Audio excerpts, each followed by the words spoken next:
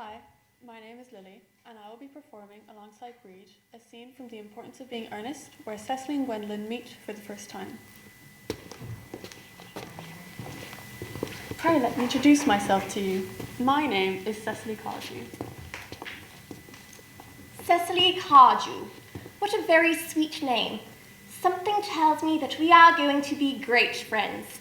I like you already, more than I can say, and my first impressions of people are never wrong. How nice of you to like me so much after we've known each other such a comparatively short time. Pray sit down. I may call you Cecily, may I not? With pleasure. And you will always call me Gwendolyn, won't you? If you wish. Then that is all quite settled, is it not? I hope so. Perhaps it might be a favourable opportunity for my mentioning of who I am. My father is Lord Bracknell. I suppose you have never heard of Papa. No, I don't think so. I am glad to say that outside the family circle, Papa is entirely unknown. I think that is quite as it should be. The home seems to be the more proper sphere for the man, and certainly once a man begins to neglect his domestic duties, he becomes painfully effeminate. Does he not? And I don't like that. It makes men so very attractive. Cecily, Mamma, whose views on education are remarkably strict, has brought me up to be extremely short-sighted. It is part of the system, so do you mind my looking at you through my glasses? Oh, not at all, Gwendolyn. I am very fond of being looked at. You are here on a short visit, I suppose? Oh, no, I live here. Really? Your mother, no doubt, or some female relative of advanced years resides here also? Oh, no, I have no mother, nor in fact any relations. Indeed.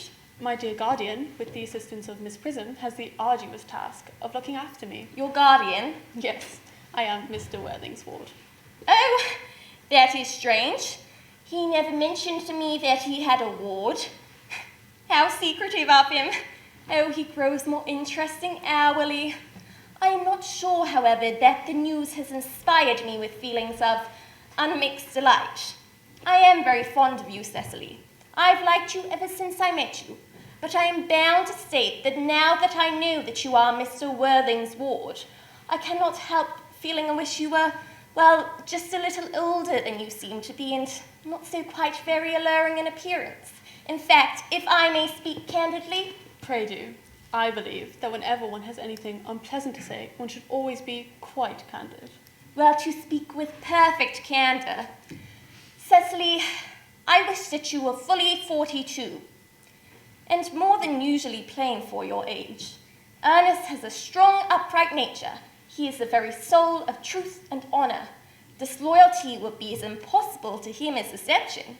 But even men of the most noble possible moral character are extremely susceptible to the influence of physical charms of others. Modern, no less than ancient history, supplies us with many of the most painful examples of what I refer to. If it were not so, indeed, history would be quite unreadable. I beg your pardon, Gwendolyn. Did you say Ernest? Yes. Oh, but it is not Mr. Ernest Worthing who is my guardian. It is his brother, his elder brother. Brother? Ernest never mentioned to me that he had a brother. Well, I am sorry to say that they have not been on good terms for a long time. Ah, that accounts for it. And now that I think of it, I have never heard of any man mention his brother. The subject seems distasteful to most men. Cecily, you have lifted a load from my mind. I was growing almost anxious. It would have been terrible if a cloud had come across a friendship like ours, would it not? Of course, you are quite sure that it is not Mr. Ernest Worthing who is your guardian. Quite sure. In fact, I am going to be his. I beg your pardon? My dearest Gwendolyn, there is no reason why I should make a secret of it to you. Our little county newspaper is sure to chronicle the fact next week. Mr. Ernest Worthing and I are engaged to be married. My darling Cecily, there seems to be some slight error. Mr. Ernest Worthing is engaged to me. The announcement will appear on the Morning Post on Saturday at the latest. I am afraid you must be under some misconception. You see, Ernest proposed to me exactly 10 minutes ago. It certainly is very curious, for he has asked me to be his wife yesterday afternoon at 5:30. If you would care to verify the incident, pray do so. I never travel without my diary. One should always have something sensational to read on the train. And I am very sorry, dear Cecily, if it has caused any disappointment to you, but I'm afraid I have the prior claim. It would distress me more than I can tell you, dear Gwendolen, if it caused you any mental or physical anguish. But I feel bound to point out that since Ernest had proposed to you, he has clearly changed his mind. If the fellow has entrapped himself into any foolish behavior, I shall consider it my duty to rescue him at once, and with a firm hand. Whatever unfortunate entanglement my dear boy may have got himself into, I will never reproach him with it after we are married. Do you allude to me, Miss Cardew? As an entanglement, you are presumptuous. On an occasion of this kind, it becomes more than a moral duty to speak one's mind. It becomes a pleasure.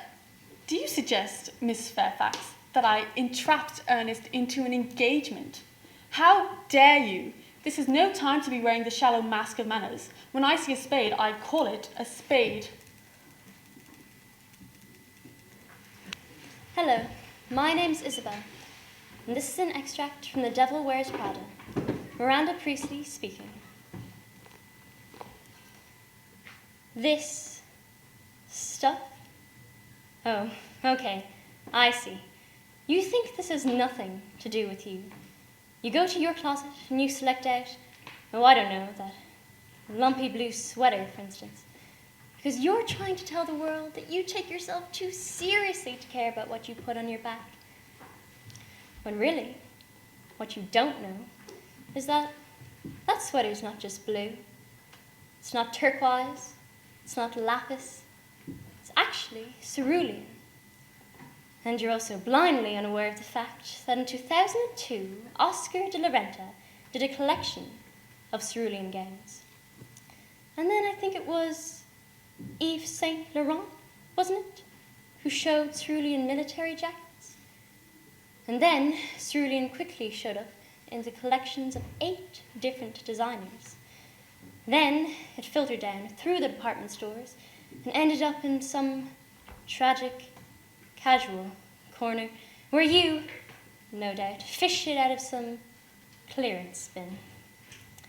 However, that blue represents millions of dollars and countless jobs, and so I think it's sort of comical how you think you've made a choice that exempts you from the fashion industry when you're wearing the very sweater that was selected for you by the people in this room. From a pile of stuff. My name is William, and this is an extract from Waiting for Godot by Samuel Beckett. In this scene, the animalistic character of Lucky is suddenly given the gift of thought through his hat and unravels in Beckettine fashion.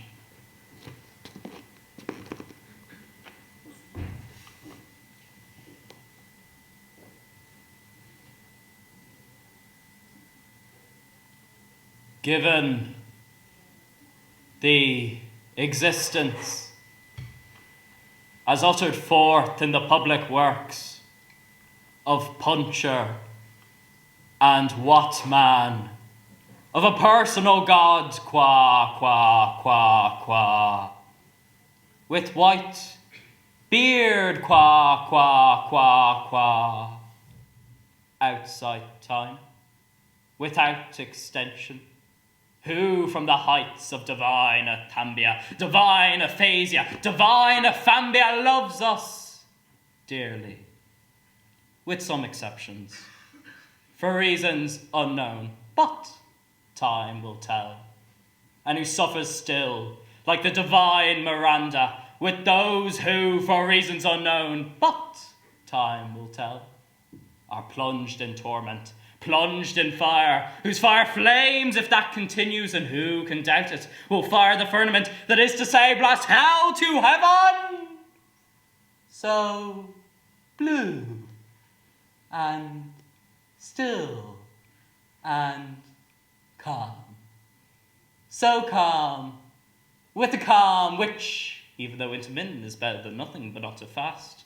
And considering what is more, that as a result the labours left unfinished, crowned by the Academy of Anthropometry, of Essie and Posse, of Tester and Cunard, it is established beyond all other doubt which clings to the labours of men, that as a result the labours left unfinished of Tester and Cunard, it is established as here then after, but not too fast, for reasons unknown, that as a result of the public works of Punter and Watman, that in view of the labours of Farkov and Belcher, left unfinished for reasons unknown, of Tester and Cunard, left unfinished, it is established what many deny, that man in Essie of Tester and Cunard, the man in Essie, the man in Posse, the man in Short, the man in Brief, in spite of the strides of lamentation and defecation, is seen to waste and pine. Waste and pine, and concurrently, simultaneously, considering what is more than in spite of the strides of physical culture, such as the practice of sports, such as tennis, football, running, cycling, swimming, flying, riding, gliding, coding, camogie, tennis of all kinds, hockey of all sorts, penicillin and succedaneia, in a word I resume, and concurrently, simultaneously, considering what is more, to shrink and dwindle.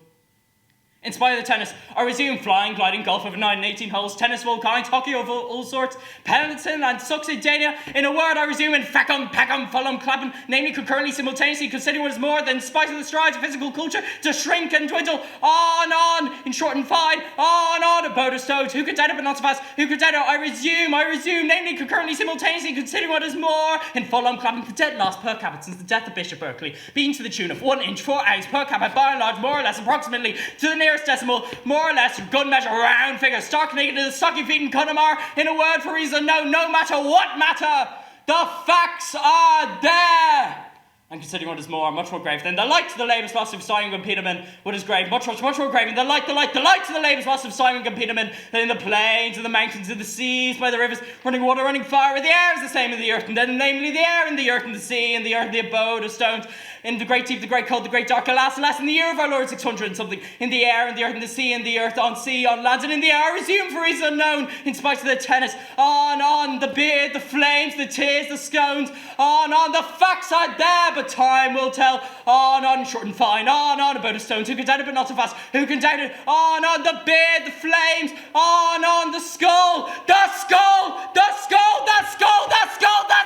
in Connemara, the facts are there, and considering what is more, much more grave, the light to the labours lost of Simon Beanman was more, much more grave, in the beard, the flames, the tears, the skulls, the labours abandoned, left unfinished, grave still abode of stones, the skull fading, on, the beard, the flames, on, the labours abandoned, left unfinished, so blue, so scam, I resume, but not so fast, I resume, and concurrently, simultaneously, consider what is more, so blue, so calm, on, tune, on, tennis, unfinished!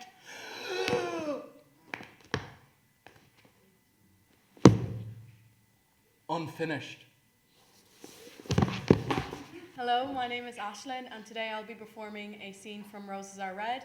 For context, Greg's mother has just passed away from cancer, and her father has sent her to therapy.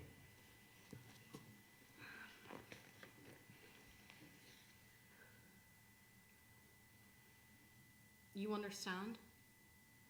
You understand? No, you don't understand. You think because you have a PhD and a framed certificate on the wall that you magically know how I'm feeling?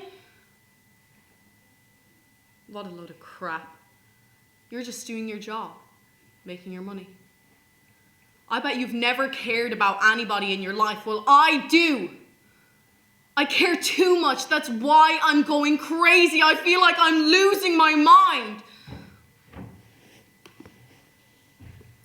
Every time I see a woman that even slightly resembles my mom, I think she's going to turn around and it'll just be her. Here, now, alive, smiling at me, but it never is.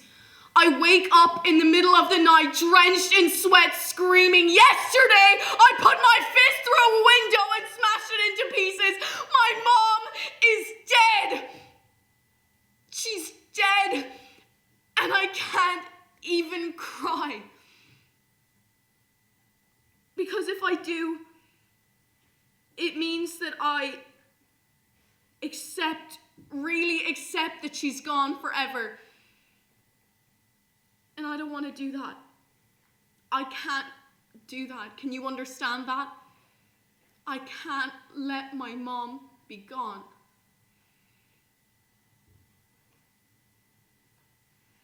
Hi, I'm Grace and this is Sam, and we're doing a scene from Lady Bird where a mother and daughter are shopping for a prom dress. I guess you won't be going in more dances. This is your last one. I hear Davis has a terrific theater. If you're still interested in theater, are you? I'm probably no good at acting. Why can't I look like the girls in the magazines? You know, it's a real shame I can't meet this Kyle before prom. He's not my boyfriend. I mean, maybe he never even was. I'd still like to meet him. It's too tight. Fuck. Well, I suggested you not take that second helping of pasta. Mom! Honey, you seem upset about it. I'm trying to help you.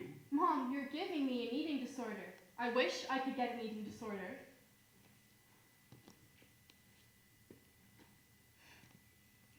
I love it. Is it too pink? Oh, what? Why can't you say I look good? I thought you didn't care what anyone thought of you. Yeah, but I still want you to think I look nice. Well, I told the truth. I'm sorry that I told the truth. You want me to lie? No, I wish you liked me. Honey, of course I love you. But do you like me? I want you to be the best version of yourself that you can be. Well, what if this is the best version?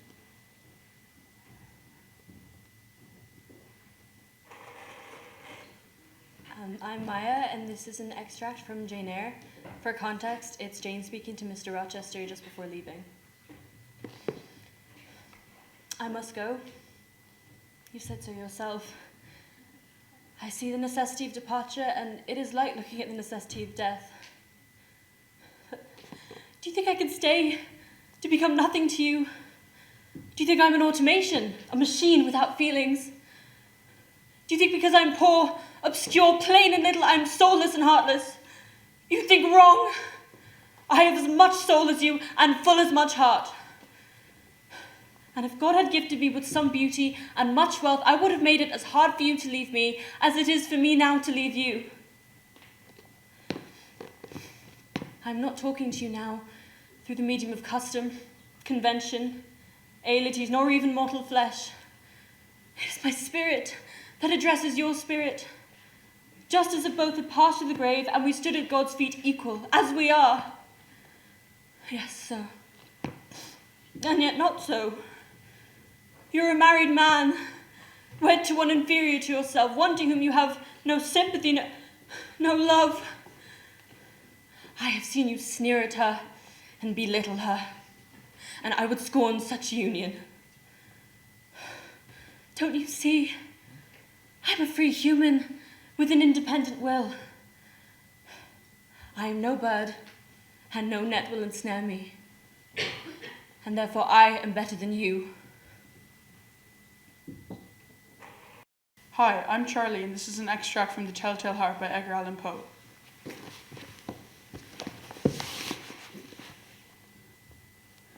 The heart. The beating heart. Stop the beating, for heaven's sake. Stop it! Stop it! It's in my brain, inside my head. Stop it, for pity's sake! Who's that? Oh, Warden, thank heaven you've come. It was so loud I couldn't hear you. Listen to it, Warden. The heart, his heart. Uncle Gideon's. They say I murdered him, but how can he be dead if I can still hear the beating of his heart? You're like the rest of them. Think I'm mad, don't you? Like Ruth and the inspector? But I'm not, I swear I'm not. Please, let me try to convince you. Please stay, it won't take long, Warden. You see, I had an uncle, Gideon Mansell, one of the richest men in Surrey. He lived alone, except for his housekeeper, in a ruined old mansion in the Downs, where I used to visit him. It was in the great library when it happened. I remember the floorboards were rotting away, so you could pull them out quite easily. He sat crouched over the dying embers of the fire as I spoke to him. He told me how he had planned to leave all of his £10,000 to my cousin Ruth and give not a penny to me. He had me place my hand on his heart and said, "Does this sound like the heart of a man near death? I should live for many a year yet, my boy." I had to agree. Then I spotted my chance. The heavy fire iron. "Let me help you, uncle. This heavy stout could quite easily end your life." So I struck him again and again, just to be sure. Before his grave, safe secret under the rotting floorboards. But I'm tormented since, night and day. His heartbeat haunts me every waking moment. This is his revenge. Hi, my name's Aurelia, and I'm performing with Katie and Talila a scene from Clueless.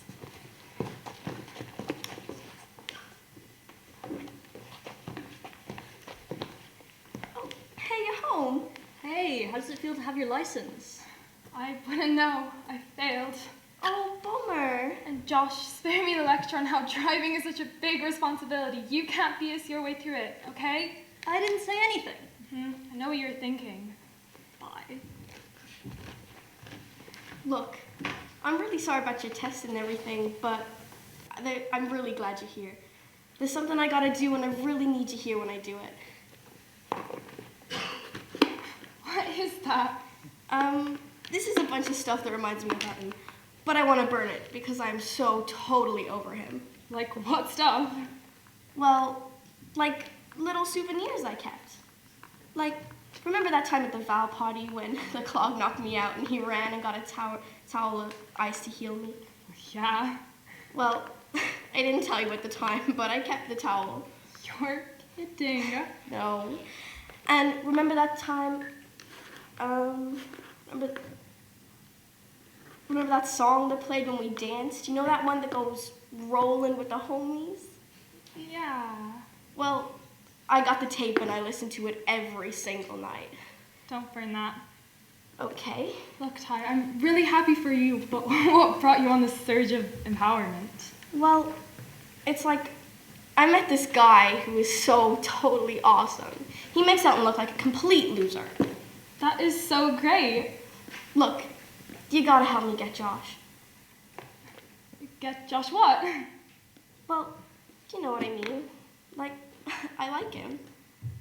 Do you think that he likes you? Yeah. Oh, how do you know? Well, like the little things, you know? He's always finding ways to like touch me or tickle me. I remember that time at the frat party where I was so depressed and he came up and asked to dance with me and he was being so flirty. Hey, you okay? Yeah. Oh, no. Actually, I was really bad today. I had 2 peanut butter M&Ms. I feel like Ralphing. Oh, I get you, girl. Like, the other day I was talking to Josh and we were discussing the differences between college girls and high school girls. And college girls just wear less makeup on their faces, and that's why guys like them more. But, Ty, do you really think you could get with a guy like Josh? I mean, he's like a high school nerd. What, like I'm some mentally challenged airhead? No, I didn't say that. What, like I'm not good enough for Josh or something? No, I just don't think you mesh well together. You don't think we mesh well? It's like, why am I even listening to you? You're a virgin who can't drive. That was way too harsh, Ty. Look, I'm sorry. Let's just talk and leave my life. I'm out.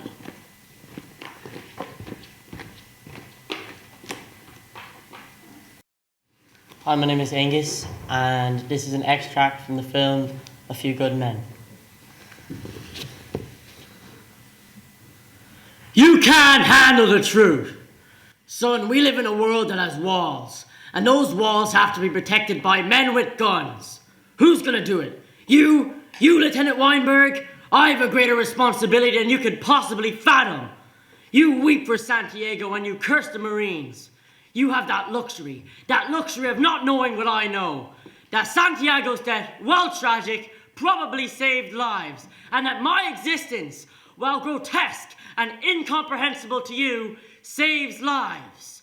You don't want the truth because deep down in places you don't talk about at parties. You want me on that wall. You need me on that wall.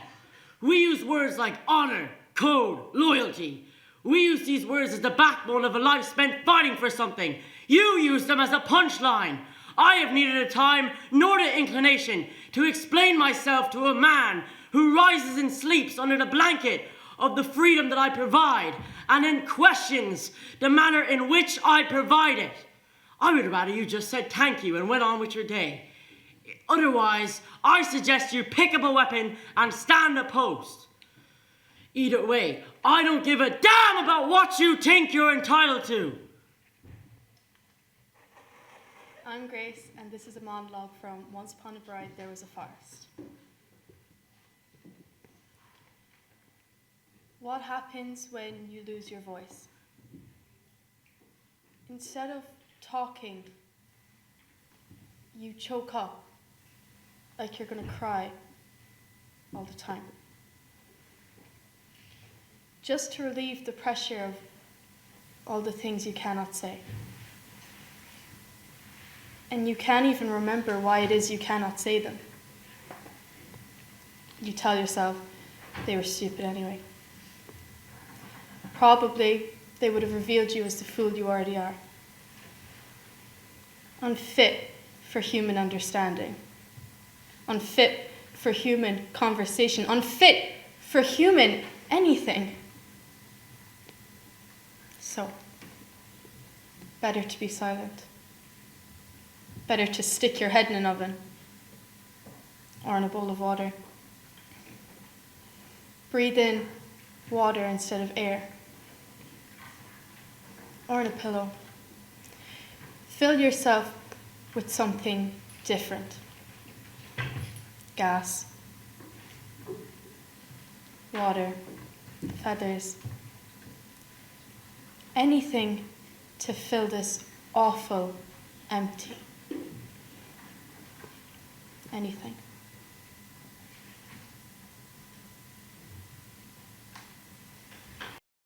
Hi, my name is Breach.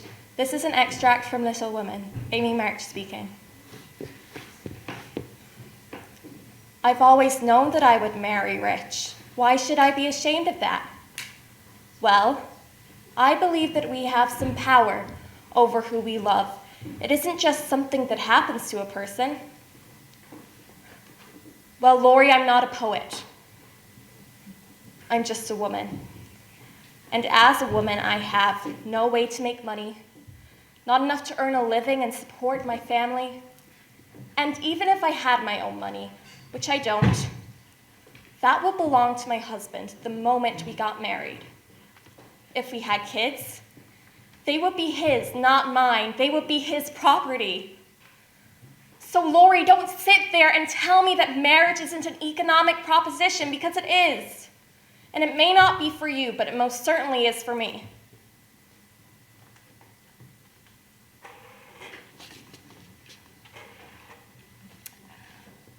An extract from Midsummer Night's Dream by William Shakespeare, performed by Beth, Charlie, India, Maya, and myself, Abigail. Our story takes place in a magical forest filled with fairies and ethereal beings. We begin with the yearning Demetrius, proclaiming his love for the scornful Hermia, until the entrance of a true love, Lysander. However, unbeknownst to Hermia, Lysander is taken with the fair Helena. And so we begin. Oh, why must you rebuke him that loves you so? Lay breath so bitter on your bitter foe. Now would I chide, but I should do thee worse, for thou, I fear, hast given me cause to curse. If thou hast slain Lysander in his sleep, bring overshoes and blood, plunge in thee deep, and kill me too. Good Demetrius, wilt thou give him me? I hath rather give his carcass to my hound. Out dog, out cur! Thou drivest me past the bounds of maiden's patience. Hast thou slain him then? henceforth never be numbered among men. I am not guilty of Lysander's blood, nor is he dead, for aught that I can tell. I pray thee then, tell me that he is well. And if I could, what should I get therefore? Oh, never the privilege to see me more. There is no following her in this fierce vein. Therefore, here for a while I shall remain. So sorrow's heaviness doth heavier grow. Flower of this purple dye, hit with Cupid's archery, sink in apple of mine eye, when his love she doth upsee, when thou wakest, if she be by, beg of her for remedy. Why do you think I should woo and scorn? Scorn and derision never come in tears. Look, when I vow, I weep, and vow so born. You do advance your cunning more and more when truth kills truth. O devilish holy fray, these vows are Hermia's. Will you give her o'er? Weigh oath with oath, and you will nothing weigh. I had no mind when to her I swore. Demetrius loves Hermia, and he loves not you. Oh, Helen! Goddess, nymph, perfect, divine, to what, my love, shall I compare thine eye? Thy lips, those kissing cherries, tempting, oh, let me kiss. Oh, spite! Oh, hell! I see you are all bent to set against me for your merriment. Can you not hate me as I know you do, but you must join in souls to mock me too? You both are rivals and love Hermia, and now both rivals to mock Helena. For you love Hermia, this you I know. In Hermia's love I yield you up my part, and yours and Helena to me bequeathed.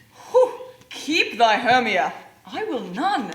If ever I loved her, all that love is gone. My heart to her was but as guests adjourned, and now to Helen it is home. Never did mockers waste more idle breath. Thou art not by my eyes Lysander found, but by my ears I thank it brought me to thy sound. But why unkindly didst thou leave me so? Why should he stay whom love doth press to go? What love could press Lysander from my side? Lysander's love, thou would not let him bide. Why seek thou me? Could not this make thee know that I do hate thee and love thee so? You speak not as you think, it cannot be. Lo, she is one of this confederacy. Now I perceive they've conjoined all three to fashion this falsehood in spite of me. Injurious Hermia, most ungrateful maid, will you join in men in scorning your poor friend? 'Tis not friendly and 'tis not maidenly. Thou art not a maiden's maiden. I'm amazed at your words. I scorn you not, it seems that you scorn me. Have you not set Lysander as in scorn? To follow me and praise my eyes and face, and made your other love Demetrius. Call me goddess, nymph, divine and rare, wherefore speaks he this to her he hates? Oh, I know not what you mean by this. I do persevere, counterfeit sad looks, make not upon me when I turn my back, hold the sweet jest up. Oh, stay gentle, Helena. Stays gentle and hear my excuse. My love, my life, my soul, fair Helena. Oh, excellent. Helen, I love thee. By my life, I do. I say, I love thee more than he can do. Lysander, whence you tends all this? Away, you dog, vile thing, let loose. Do not jest. Am I not Hermia? Are you not Lysander? I am as fair now as I was erewhile. Since night you love me, yet since night you left me. Why then did you leave me, O gods forbid, in earnest shall I say? I, by my life, be certain nothing truer. 'Tis no jest that I do hate thee and love Helena. You juggler, you canker blossom, you thief of love. What have you come by night and stolen my love's heart from him? Have you no modesty, no maiden shame, no hint of bashfulness? Fie, fie, you counterfeit, you puppet, you! Puppet? Oh, by that way goes the game. See, I perceive that she hath made compare between our statures. She hath urged her height with her personage, her tool personage. And have you grown so high in his esteem because I am so dwarfish and so low? Oh, I am not yet so low but that my nails can reach unto thine eyes. Good Hermia, be not so bitter with me, save that in love unto Demetrius, I told him of your stealth and through this wood, and he followed you for love, and I followed him. And now to Athens I will return hence. Get you gone! What hinders you so? A foolish heart that I leave here behind. What, with Lysander? For Demetrius. Be not afraid. She shall not harm thee, Helena. Stop! Oh, when she is angry, she is keen and shrewd, and though she be but little, she is fierce. Little. Nothing but low and little. Will you suffer her to flout me thus? Oh, let me come to her. Get gone, you dwarf. Now followeth thoughts to show whose right is thine or mine. Most in Helena. Follow? Nay, I'll go with thee. Cheek by jowl. I will not trust you, I. No longer stay in your cursed company.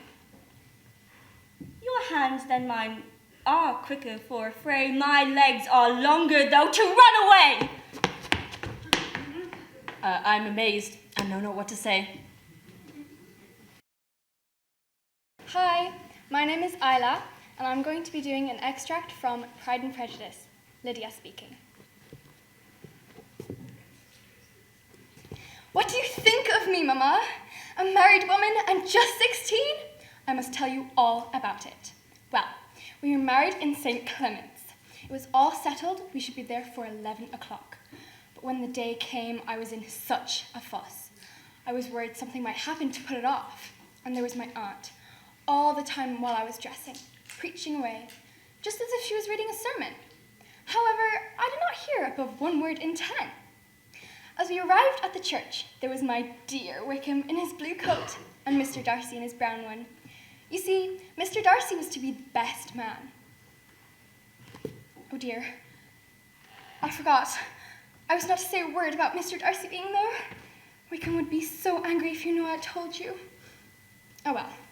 As we were arriving, we overtook William Golding in his curricle, so I wound down the side glass and just let my hand rest on the window frame so we might see the ring. You and Papa and my sisters must all come and visit us this winter, for we shall be in Newcastle, and there, I dare say, there will be some dances and parties, and who knows, maybe I'll get a husband for all my sisters. Hi, my name is Bianca, and I am doing an extract from Romeo and Juliet by William Shakespeare. O Romeo, Romeo, wherefore art thou, Romeo? Deny thy father, refuse thy name, or if thou wilt not but be sworn my love, and I'll no longer be a Capulet. This thy name, that is my enemy. Thou art thyself, though not a Montague. What's a Montague? It's nor hand, nor foot, nor arm, nor face, nor any other part belonging to a man. Oh, be some other name. What's in a name? That which we call a rose. By any other name would smell just as sweet. So Romeo would wear Romeo called, retain that dear perfection which he owes without that title. Romeo, doff thy name, and for thy name, which is no part of thee, take all myself. Hi, my name's India, and this is an extract from Good Will Hunting, Sean speaking to Will. So if I asked you about art, what, you'd give me the skinnier name of your art book ever written? Michelangelo. Oh, you know a lot about him. Yeah, life's work, political aspirations, him and the Pope, sexual orientation, the whole works, right? I bet you can't tell me what it smells like in the Sistine Chapel. You've never actually stood there, looked up at that beautiful ceiling. You seen that? I ask you about women, you probably give me a syllabus of all your personal favorites. You can't tell me you know what it feels like to wake up next to a woman and feel truly happy. Oh no, you're a tough guy. I ask you about war, you'd probably what? Throw Shakespeare at me, right? Once more into the breach, dear friends, once more, but you've never been near one. You've never held your best friend's head in his lap, watched him gasp his last breath, looking to you for help. I ask you about love, you'd probably quote me a sonnet. You don't know what it feels like to look into a woman's eyes and feel truly vulnerable. Feel as though God put an angel on earth just for you. known someone who could level you with her eyes, who could rescue you from the depths of hell, and you wouldn't know the first thing about being her angel. To have that love for her. Because that type of love, that can last through anything, through cancer.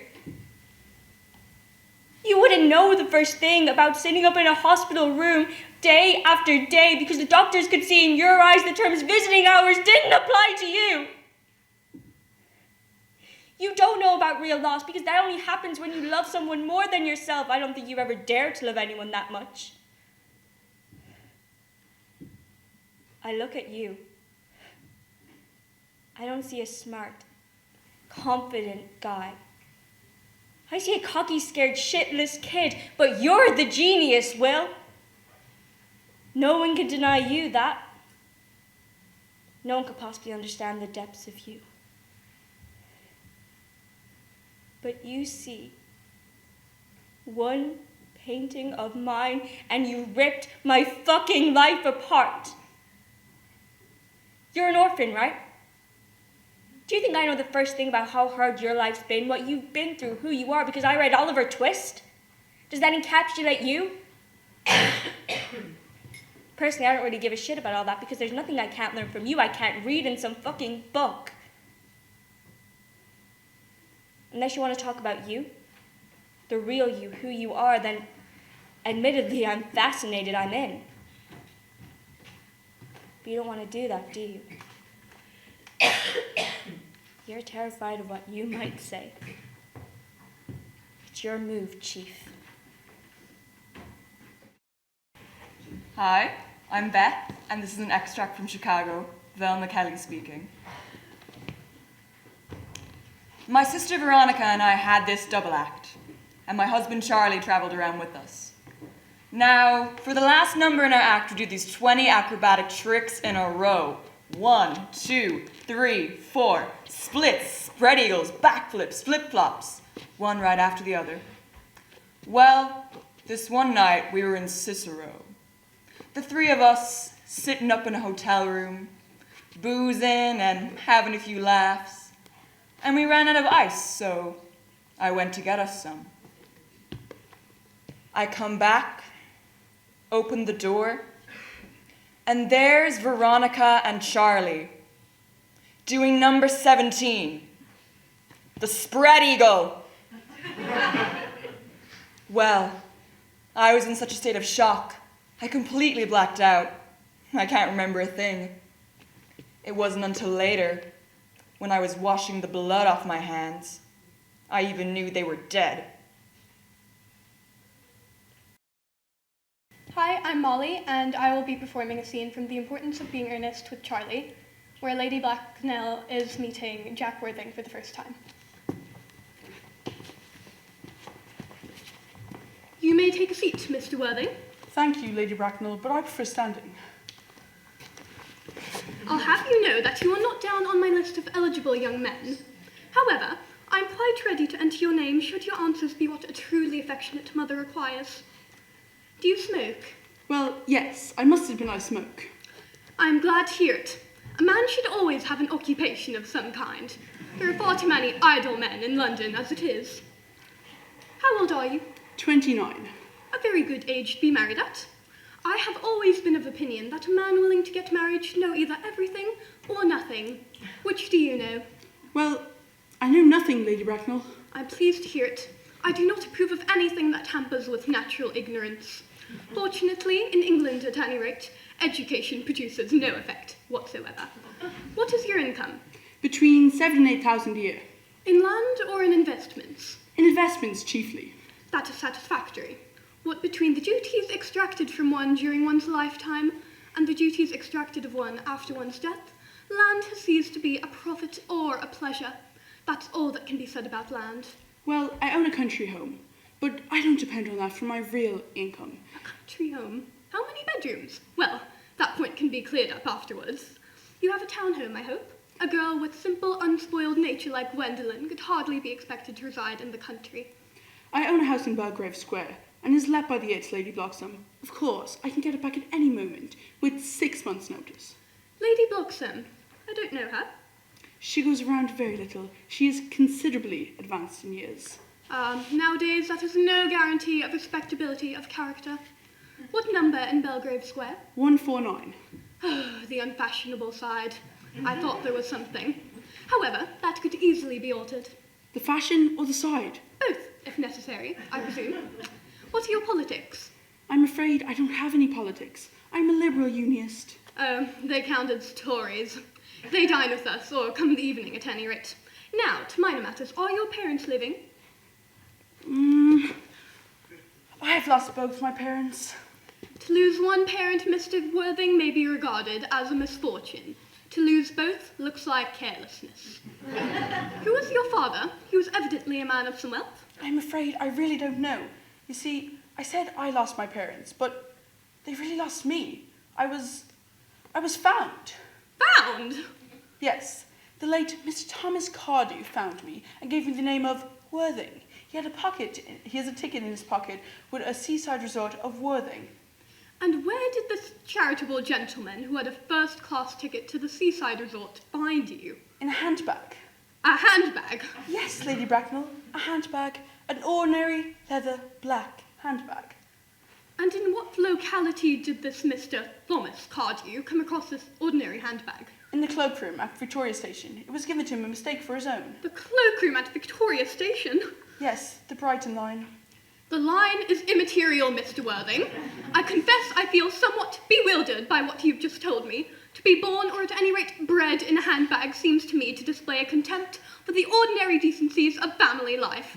It is hardly an assured basis for a recognised position in good society. May I ask you then, what do I do? I would do anything to ensure Gwendolyn's happiness. I would highly advise you, Mr. Worthing, to produce at any rate one parent of either sex before the season is quite over. Well, I don't know how I could possibly manage to do that. I could produce the handbag at any moment, Lady Bracknell. That should surely impress you. Me, sir? What has it to do with me? You could hardly expect that I and Lord Bracknell would allow our only daughter, a girl brought up with the utmost care, to marry into a cloakroom and form an alliance with the parcel. Good morning, Mr. Worthing. Good morning. Hello, my name is Nessa, and I will be performing Mark Antony's monologue from the play Julius Caesar by Shakespeare. Friends, Romans, countrymen, lend me your ears. I come to bury Caesar, not to praise him.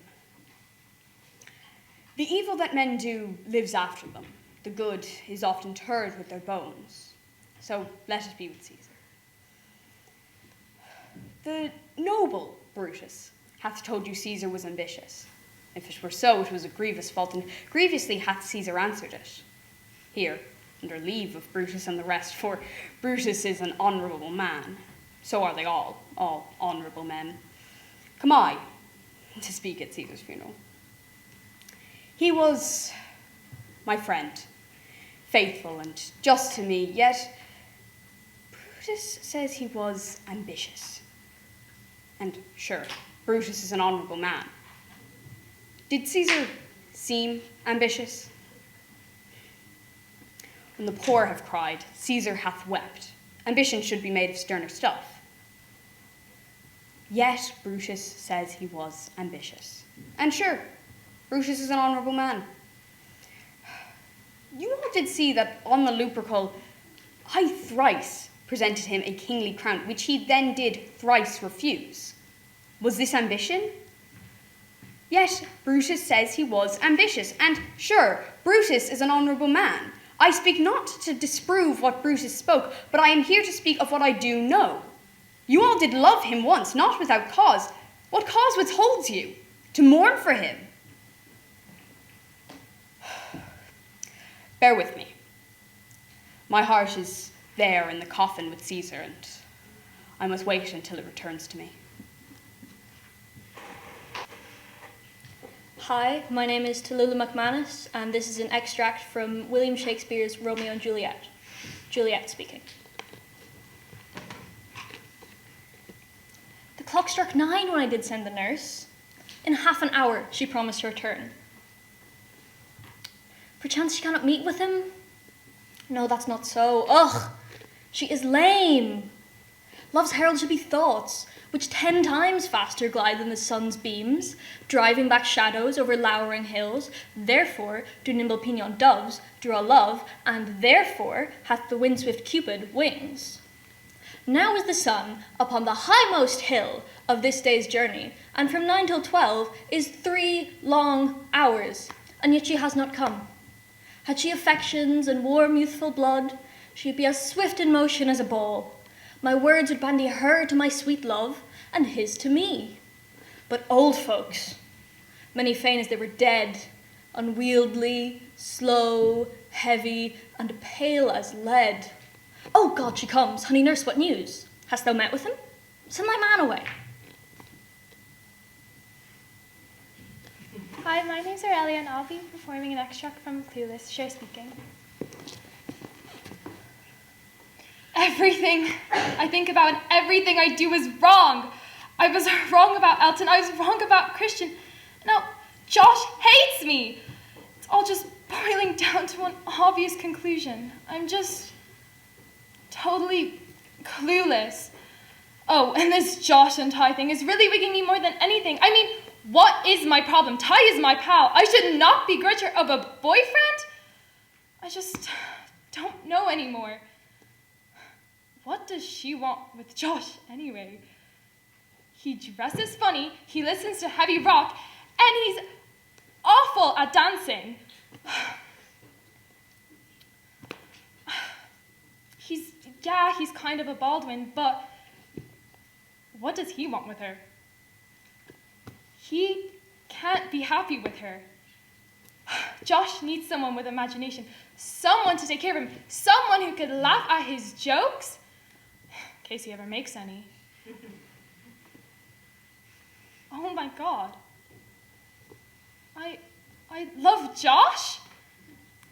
I'm majorly, totally, but crazy in love with Josh. Hi, my name is Nessa, and I will be performing a scene from 2019 Little Women along with Aisling.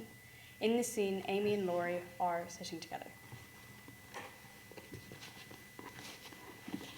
Laurie, when are you going back to your grandfather? Quite soon. You said that a dozen times this past month. Short answers save trouble. He expects you, so why don't you do it? A natural depravity, I suppose. Natural indolence, you mean? If I went, I'd only plague him.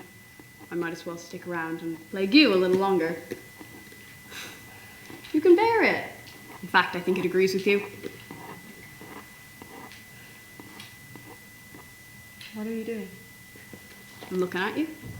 No, I mean, what do you intend to do? Oh, you mean with life? Yes. I've been writing an opera. I'd be the central figure, That's of course. a waste of time. What would you have me do? Go back for your grandfather and make something of yourself. Here.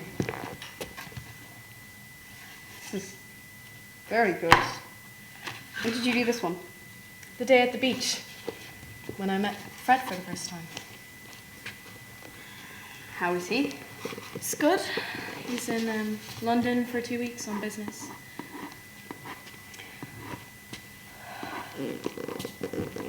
Don't marry him. What? Don't marry him. Why? You know No, why. Laurie, you're being mean. I have been second to Joe my whole life at everything I do.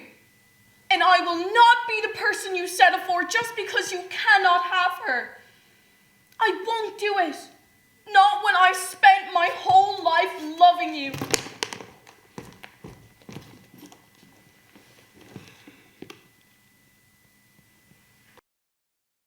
Hi, my name's Molly. This is a scene from When a Man Loves a Woman, reading for Alice. You remember sometimes when I had to go back to the car for a second? You didn't know I had a bottle hidden in the glove compartment. And all over the house, Michael, all over the house, in cookie tins, under the stairs, in laundry baskets. I'm scared all the time. I drink a quart a day. It's vodka so that you can't smell it. I hate the way I am. I don't know what I'm going to do. I don't want to disappoint you. I know I'm not the person you married, but if I stop drinking, I won't be fun anymore. Michael, I'm just hanging on. I'm trying to establish a little credibility here. I don't want to feel guilty or depressed or frustrated all the time. Once for 5 minutes, I want to feel good. I'm having a shit day and I don't mean to take it out on you. Nothing special has happened for me to have a shit day. It just comes and hits and runs me over like a freight train. I don't know if I can make it in my home environment. I know you've provided for me, cared for me, but it's nobody's problem but mine. I'm not your problem to solve. Hi, my name is Kayla, and I will be doing an extract based off of Mean Girls. Regina is talking to her friend, Katie. Why were you talking to Janice, Ian? She is so pathetic. Let me tell you something about Janice, Ian. I was best friends with her in middle school. I know, right? It's so embarrassing. Then, in 8th grade, I had my first boyfriend, Kyle, who was totally gorgeous, but every single time I would blow off Janice to go hang out with Kyle, she'd call me. She'd be like, "Why didn't you call me back?" And I'd be like, "Why are you so obsessed with me, Janice?" So then, my birthday party was an all-girls pool party, and I was like, "Janice, I can't invite you because I think you're a lesbian." I mean, I couldn't have a lesbian there. Girls were going to be in their bathing suits. I mean, right? So then, her mom called my mom and was totally yelling at her. It was so fucked up. And then, when we came back in high school, all her hair was cut off and she was totally weird, and now, I think she does heroin. So, look, Katie, I'm going to forgive you for talking to Janice. It's just that people forget I'm a human being. I've been a human person this entire time. And I know, people say I'm a bitch, but you know what my mom was going to call me if I were a boy? Reginald.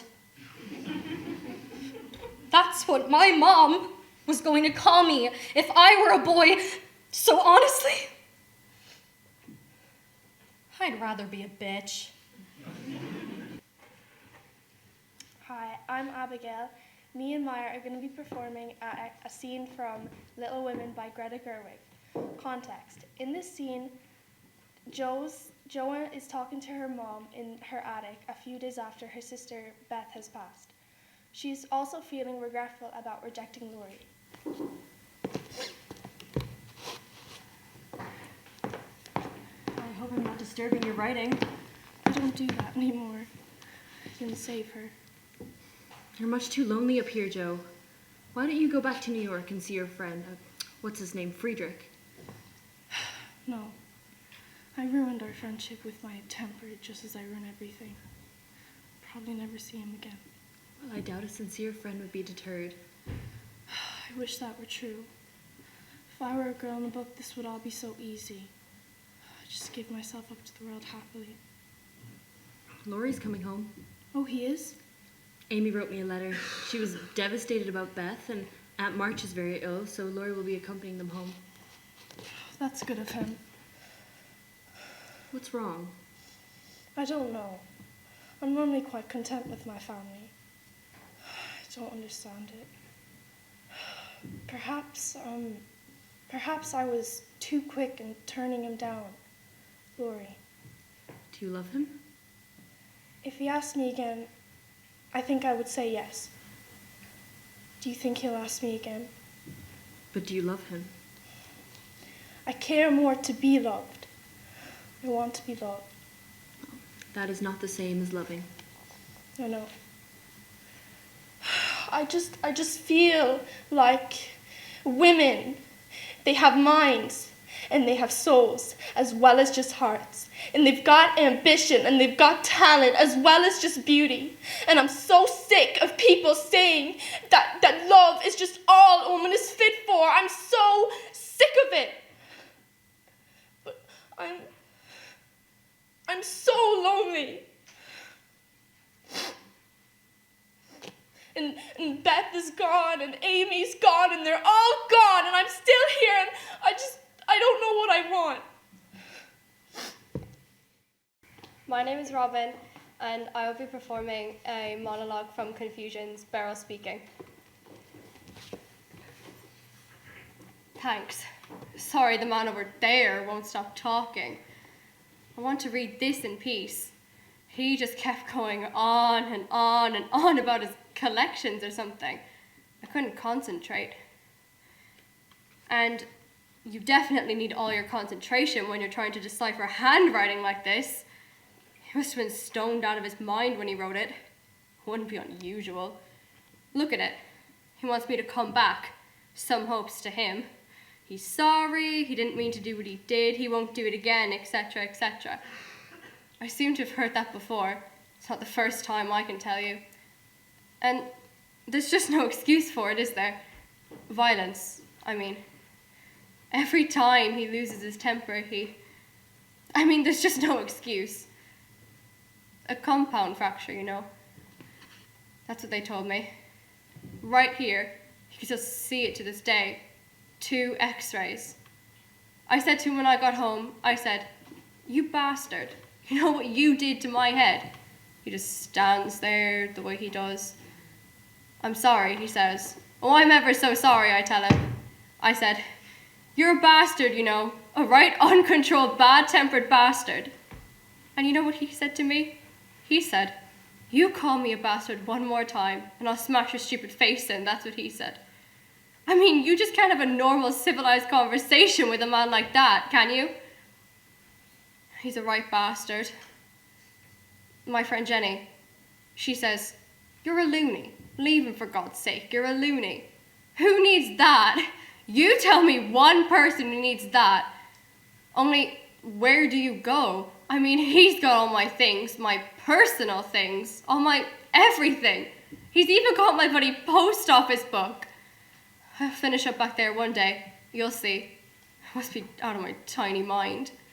Sometimes I just want to jump down a deep hole and forget it. Only I know that bastard will be waiting at the bottom, waiting to thump the life out of me, hey? Hi, I'm Presley. Tonight I'll be performing an extract from Hamilton. I'ma get a scholarship to King's College. I probably shouldn't brag, but Dad got amazed and astonished. The problem is I got a lot of brains but no polish. I got a holler just to be heard with every word. I drop knowledge, I'm a diamond in the rough. A shiny piece of coal trying to reach my goal. My power of speech unimpeachable. Only 19, but my mind is older. These New York City streets get colder. I shoulder every burden, every disadvantage I've learned to manage. I don't have a gun to brandish. I walk these streets famished. The plan is to fan this spark into a flame, but damn, it's getting dark. So let me spell out my name. I am the ALEXANDER.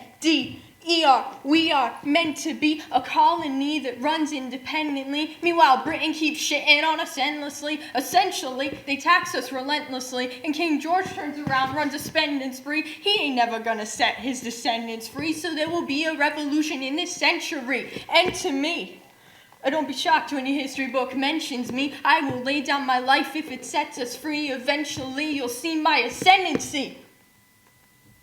Burr, check what we got. Mr. Lafayette, hard rock like Lancelot. I think your pants look hot. Lawrence, I like you a lot. Let's hatch a plot blacker than the kettle calling the pot. What are the odds of God to put us on one spot? Pop in a squad and conventional wisdom, like it or not. A bunch of revolutionary manumission abolitionists. Give me a position. Show me where the ammunition is. Oh, am I talking too loud? Sometimes I get overexcited, shoot off at the mouth. I never had a group of friends before. I promise that I'll make y'all proud. I imagine death so much it feels more like a memory. When's it gonna get me? In my sleep, 7 feet ahead of me. If I see it coming, do I run or do I let it be? Is it like a beat without a melody? See, I never thought I'd live past 20. Where I come from, some get half as many. Ask anybody why we live it fast and we laugh, reach for a flask. We have to make this moment last. That's plenty. Scratch that. This is not a moment, it's the movement where all the hungriest brothers with something to prove. When foes oppose us, we take an honest stand. We roll like Moses, claiming our promised land. And if we win our independence, is that a guarantee of freedom for our descendants? Or will the blood we shed begin an endless cycle of vengeance and death with no defendants? I know the action in the street is exciting, but Jesus, between all the bleeding and fighting I've been reading and writing, we need to handle our financial situation. Are we a nation of states? What's the state of our nation? I'm past patiently waiting. I'm passionately smashing every expectation, every action and act of creation. I'm laughing in the face of casualties and sorrow. For the first time, I'm thinking past tomorrow. Hi, my name's Ella, and I'll be performing an excerpt from Little Women along with Robin, Isla, Bianca, and Abigail.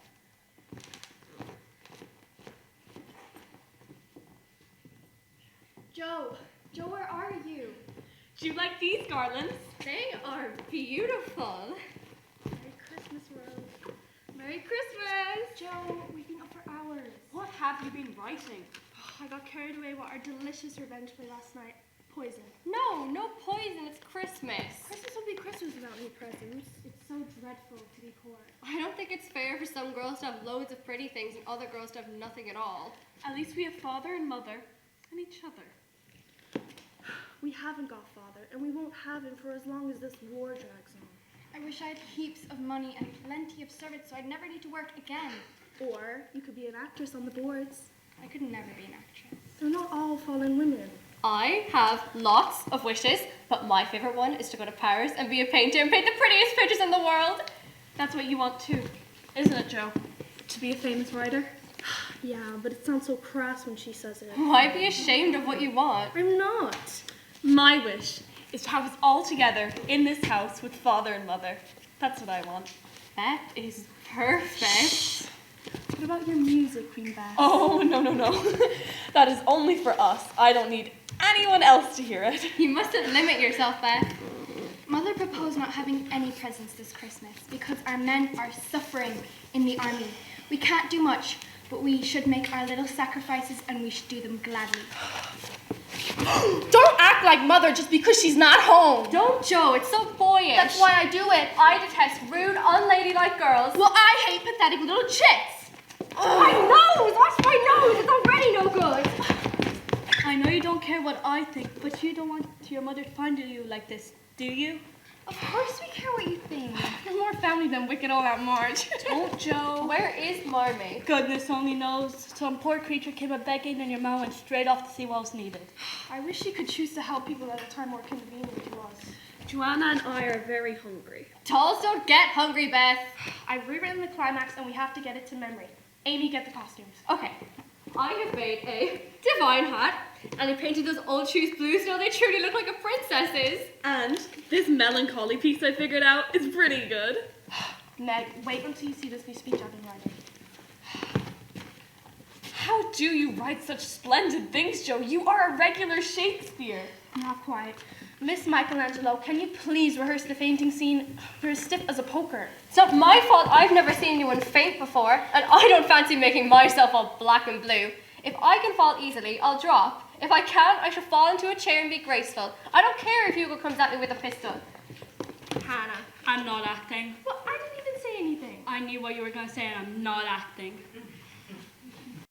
Hi, I'm Harper, and today I'm going to be doing an excerpt from The Lord of the Rings, where my character Galadriel is introducing the story of what happens before the journey of Frodo begins.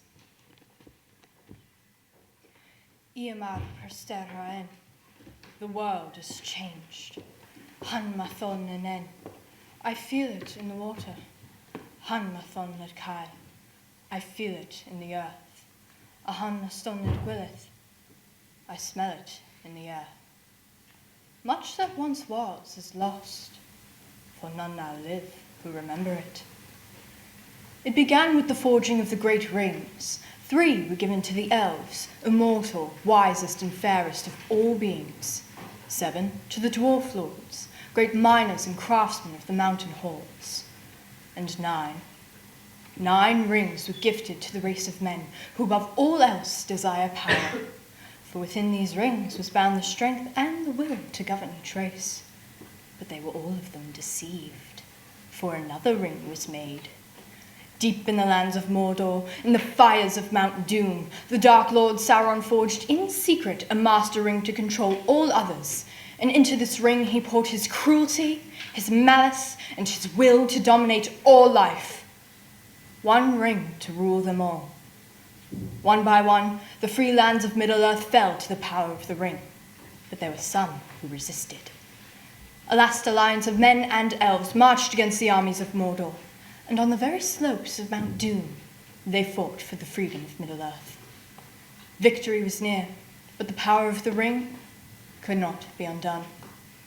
It was in this moment, when all hope had faded, that Isildur, son of the king, took up his father's sword. Sauron, the enemy of the free peoples of Middle-earth, was defeated. The ring passed to Isildur, who had this one chance to destroy evil forever. But the hearts of men are easily corrupted, and the ring of power has a will of its own. It betrayed Isildur to his death, and some things that should not have been forgotten were lost. History became legend, legend became myth, and for 2,500 years the ring passed out of all knowledge, until, when chance came, it installed a new bearer. The ring came to the creature Gollum, who took it deep into the tunnels of the Misty Mountains, and there it consumed him. The ring brought to Gollum unnatural long life, and for 500 years it poisoned his mind, and in the gloom of Gollum's cave it waited. Darkness crept back into the forest of the world.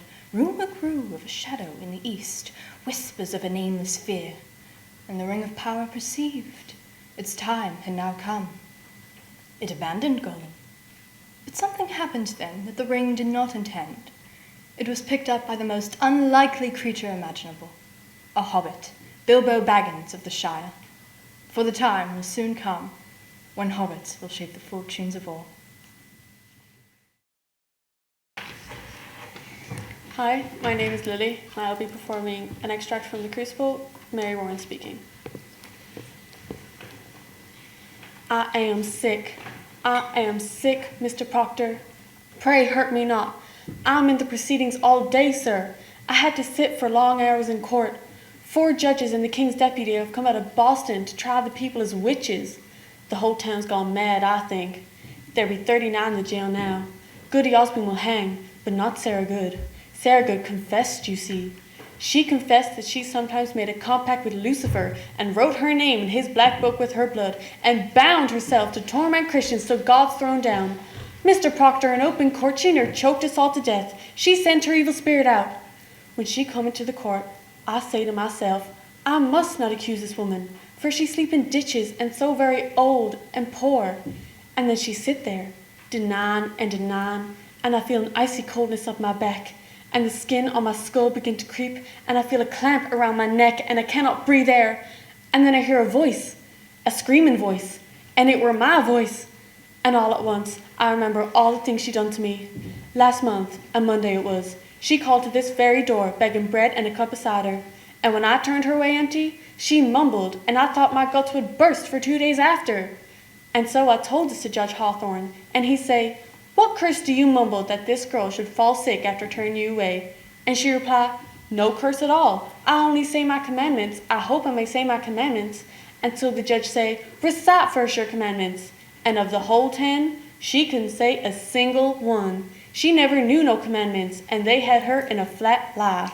And so the judge say, the proof is hard proof, hard as a rock, he say. The devil's loose in Salem, Mr. Proctor, and we must discover where he's hiding. Hi, my name's Ella, and I'll be performing an excerpt from Clueless, Ty speaking. I'm glad you're here. There is something that I really want to do, and I'd like it if you were there with me. This is a bunch of stupid junk that reminded me of Elton, that I thought I'd save forever, but now I want to burn it, because I'm so over him. Okay, remember when we were at that Val party and the clog knocked me out and he ran and got a towel of ice to cure me? Well, I didn't tell you then, but I brought the towel home and kept it as a souvenir. And this one time, my pen ran out and I borrowed his. Oh, and remember that song that was playing when we danced, Hip Hop Hooray? Well, I got it on tape and listened to it every single night. It's like, once you know someone who is so much better than a person you think you liked, that other person just seems like nothing compared to the other one, you know? Look, you gotta help me get Josh. You know what I mean. I tried to fight it, but I just can't. He's the only guy I've ever really cared about. I know it's impossible, but you keep saying carpe diem, and you're so smart at this stuff. Anyway, I lost 5 pounds, I've been completely straight, and I deserve a guy that I love.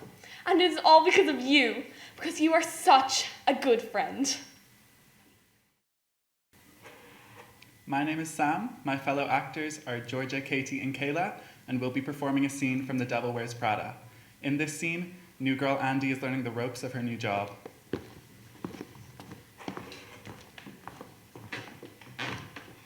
I hope you know that this is a very difficult job, which you are totally wrong for. And if you mess up, my head is on the chopping block. Right. You and I answer the phone. The phone must be answered every single time it rings. The phone rolls to voicemail. Miranda gets very upset. So if I'm not here, you are chained to this desk. Man the desk at all times. Got it. Miranda Priestley's office. I'm sorry, she's not available. No, I'll tell her you called. Yet again. Right, remember, if I'm not here, you are at this desk. Well, what if I need to go to the bathroom where the building's on fire? Or nothing. One time, an assistant left the desk because she sliced her hand open with a letter opener. Miranda missed Lagerfield right before he boarded a 17-hour flight to Australia. She now works at TV Guide. Answer every phone call. Got it. Now, remember, you and I have totally different jobs. You run errands, you get coffee, etc. I handle her accounting, her finances, and her scheduling.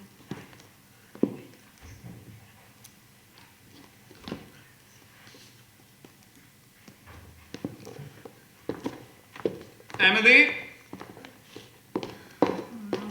The desk. Mrs. Priestley's office? Yes, that's what I meant. Miranda Priestley's office. No, she's not available. Could I take a message? Okay, and can you please spell Gabbana? I guess not.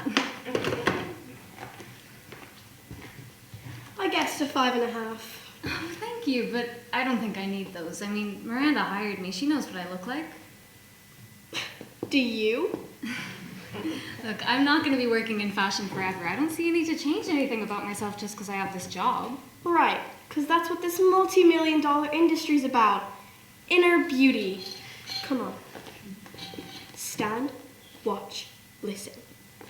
Goodness, why is it so difficult to put together a decent run-through? I mean, you've all had hours to prepare. Where are the advertisers? We have some pieces from Banana Republic. Yes, we need more. Emily, what do you think? Tough call. They both look so different.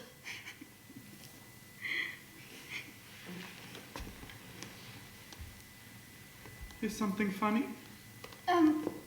No, it's just that both those belts look exactly the same to me, but I know I'm still learning about this stuff. This stuff? Oh, I see. You think this has nothing to do with you. You walk to your closet and select, say, that lumpy blue sweater because you're trying to tell the world that you take yourself much too seriously to care about what's on your body. But what you don't know is that sweater is not just blue. It's not lapis. It's not turquoise. It's cerulean. What else you don't know is that in 2002, Della rented a collection of cerulean gowns. Then it was Yves Saint Laurent. Emily, Yves Saint Laurent. Yes, Yves Saint Laurent showed a cerulean military jacket. Then Dolce showed skirts with cerulean beads. And then, in our own September issue, we did our own definitive layout on the color. And here you are, thinking you've made a choice that exempts you from the fashion industry, when in fact, that sweater was selected for you by the people in this very room from a pile of stuff. That's all.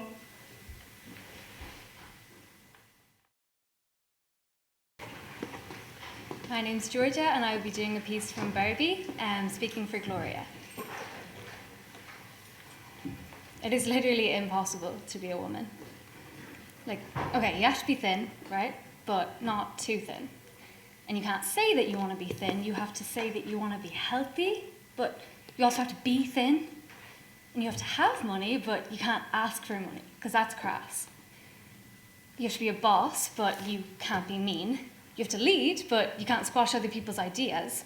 And you're supposed to love being a mother, but also don't talk about your kids all the damn time.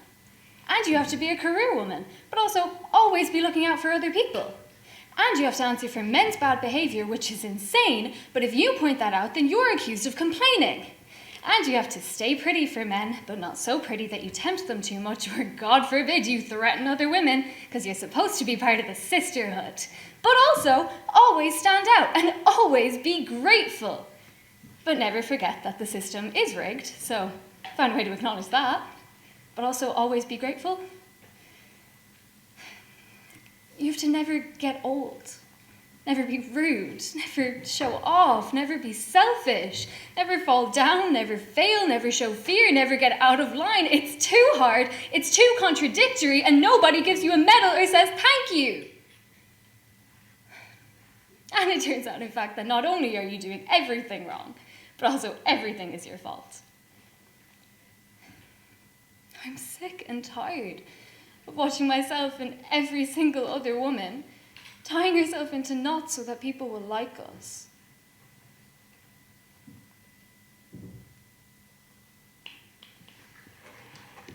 Hi, I'm Katie. I'll be doing a monologue from The Prodigal Son, Jim Quinn speaking. Why is it your school? Why am I always the one in the wrong? Why do I have to listen to you when you have zero to say? Because I'm young? All my life I've been young, so what? I never get a turn? This school is lost, if you ask me. You're lost. But everybody looks at me like I'm the one, like I should change. Why should I change? I haven't even gotten a chance to figure out who I am, and you want me to change? That's crazy. You decide I'm bad before I'm even anything. What is that? Original sin or something? And I read Plato. I read him on a park bench in the Bronx, and let me tell you something. Plato wasn't afraid. Diogenes wasn't afraid. Socrates wasn't afraid of anything. They were men.